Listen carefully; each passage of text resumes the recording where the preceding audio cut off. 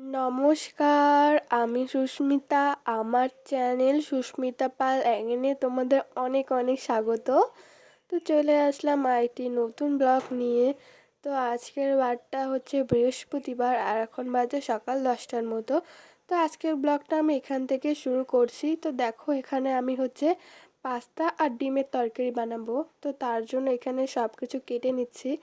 সর্বপ্রথম এখানে আলু কেটে নিলাম, তারপরে দেখো এখানে আমি পেঁয়াজ কেটে নিচ্ছি এবং হচ্ছে টমেটো কাটবো। তো হচ্ছে ডিমের তরকারিটাতে আমি টমেটো দেবো আর পাস্তাতে পেঁয়াজ, আর হচ্ছে ডিমের তরকারিটাতে হচ্ছে পেঁয়াজ যা যা লাগে আর কি, পেঁয়াজ রসুন টসুন ওগুলো সব ছুলে নিছি আর মশলাও করে নিচ্ছি। তো এরপর হচ্ছে দেখো এখানে আমি পাস্তা সিদ্ধ করবো, তার জন্য এখানে গ্যাসের মধ্যে হাঁড়ি বসিয়ে জল দিয়ে দিচ্ছি। তো এবার হচ্ছে পাস্তাটা আমি খাবো না, শুধু আমার দাদাই খাবে। তো তার জন্য ওই যতটুকু খাবে ততটুকু হচ্ছে বানিয়ে নিচ্ছে। আমার না পাস্তা খেতে না একদমই ভালো লাগে না, কেন জানি না। তো তারপর দেখো এখানে হলুদ দিয়ে সিদ্ধ করে দিয়েছি 10 মিনিটের জন্য। তারপর আমার পাস্তা সিদ্ধ হয়ে গেছে আর এপাশে আমি কড়াইটাও বসিয়ে দিয়েছি, কেননা আমি হচ্ছে ডিমের তরকারি বানাবো, তো তার জন্য।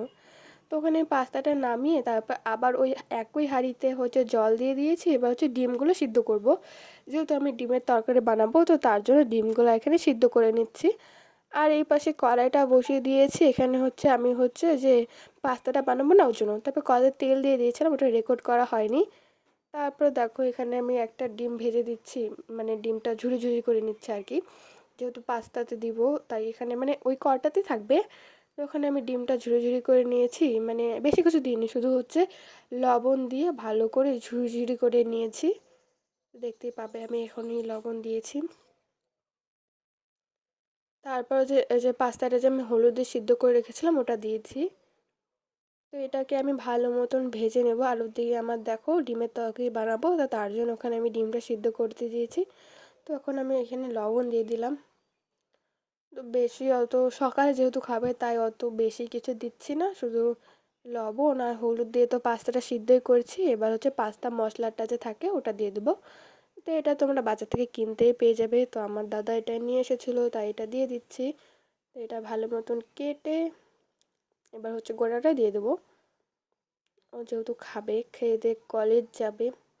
আমার তখন ছুটি, আমার এখন স্কুলের ছুটি, টিউশনের ছুটি, বাড়িতেই আছি, তাই ওকে বানিয়ে দিচ্ছি আর কি। তো দেখো এখানে আমার পাস্তা করা কমপ্লিট।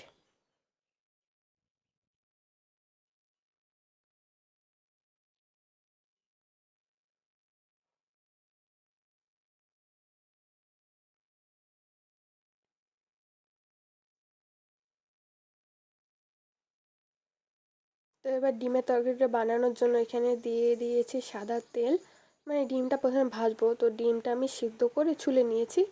এবার ডিমটার মধ্যে যা যা দেয় আর কি, হলুদ, তারপরে হচ্ছে লবণ, তো সেগুলোই দিচ্ছিলাম আর কি। তো দিয়ে ভালো করে মেখে নেব।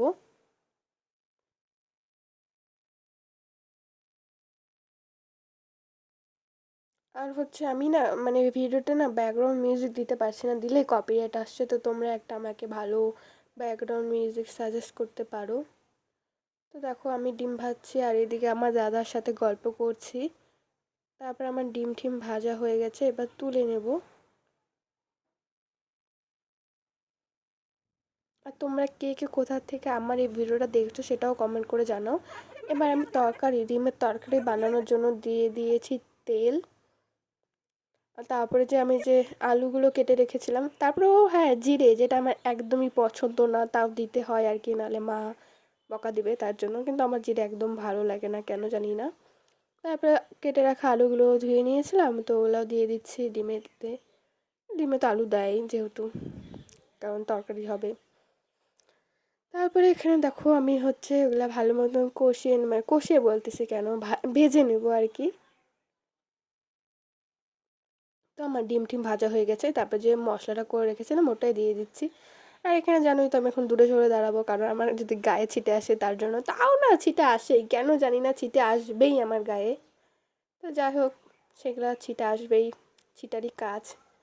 তারপরে আমি মশলাটা দিয়ে দিয়েছি, আমার ডিমের বন্ধুরা, এই তরকারি হয়ে দেখো গেছে। আমার ডিমের ঝোল রেডি হয়ে গেছে। তো এখন আমার অনেক কাজ আছে, তো সেটাই করব। তো দেখতেই দেখতেই পেলে আমি প্রথমে পাস্তা বানালাম, তারপরে ডিমের ঝোল বানালাম। তো আমার রান্না বান্না কমপ্লিট। এখন আমার অনেকগুলো বাসন আছে, আগে সেগুলো মাজবো, তারপর চান টান করে তারপর তোমাদের সাথে দেখা করছি। দাঁড়াও, তারপর তোমাদের সাথে কথা বলছি। তারপর দেখো এখানে আমি চান দান করে একেবারে চলে এসেছি তো বিরিয়ানির প্যাকেটটা নিয়ে। আমার না অনেক দিন ধরেই না বিরিয়ানি খেতে ইচ্ছা করছিল। তো আজকে দাদা বাড়িতেও ছিল আর কলেজে গেছিলো, তাই ওকে বললাম যে আমার জন্য 1 প্যাকেট বিরিয়ানি নিয়ে আসিস। তো আমার অনেক দিন ধরে খেতে ইচ্ছে করছিল, যেহেতু এখন আমি স্কুলেও স্কুল তো আমার বন্ধ এখন, তো তাই স্কুলেও যেতে পারছি না আর খেতেও পারছি না।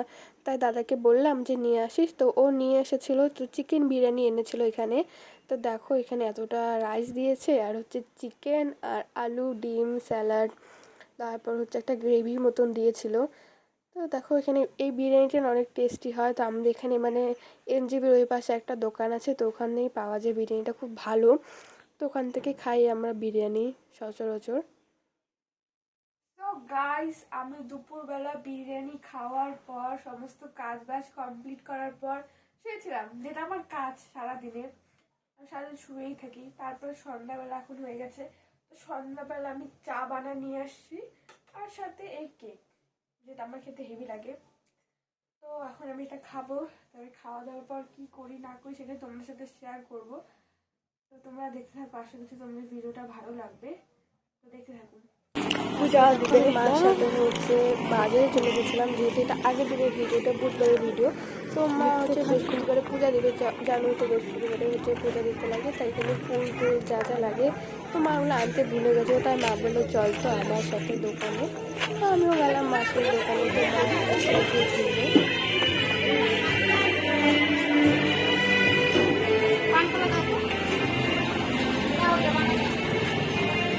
এই যে দিব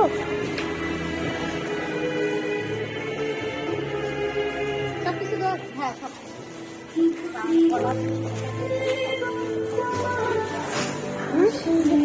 না বিরিয়ানি খাচ্ছি আজকে।